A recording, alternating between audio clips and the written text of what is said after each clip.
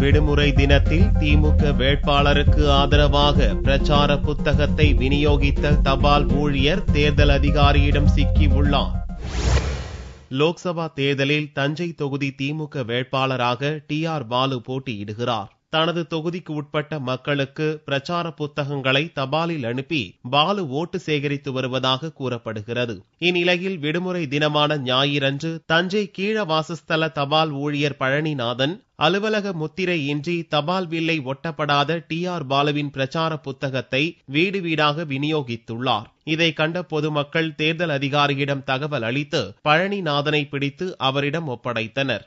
தஞ்சாவூர் தொகுதி திமுக வேட்பாளர் பாலுவுக்கு ஆதரவா பிரச்சார புத்தகத்தை மத்திய அரசோட அஞ்சல் துறை ஊழியர்கள் இன்னைக்கு சண்டே விடுமுறை நாட்கள்லையும் அதில் ஸ்டாம்ப் போட்டாமல் சீல் வைக்காமல் விதிமுறைக்கு புறம்பா ஒரு இல்லீகலாக பொதுமக்கள்கிட்ட விநியோகிச்சுட்டு வந்தாங்க. அதை பொதுமக்களே பிடிச்சி ஒப்படைச்சாங்க. அப்போ அவர்கிட்ட நூற்றுக்கணக்கான அந்த பிரச்சார புத்தகங்கள் இருந்தது. இது குறித்து நாங்கள் தேர்தல் கமிஷன்கிட்ட புகார் அளிச்சிருக்கோம். TR பாலு தபால் துறையை தனக்கு சாதகமாக பயன்படுத்தி வருவதாக பொதுமக்கள் குற்றம் சாட்டி உள்ளனர்.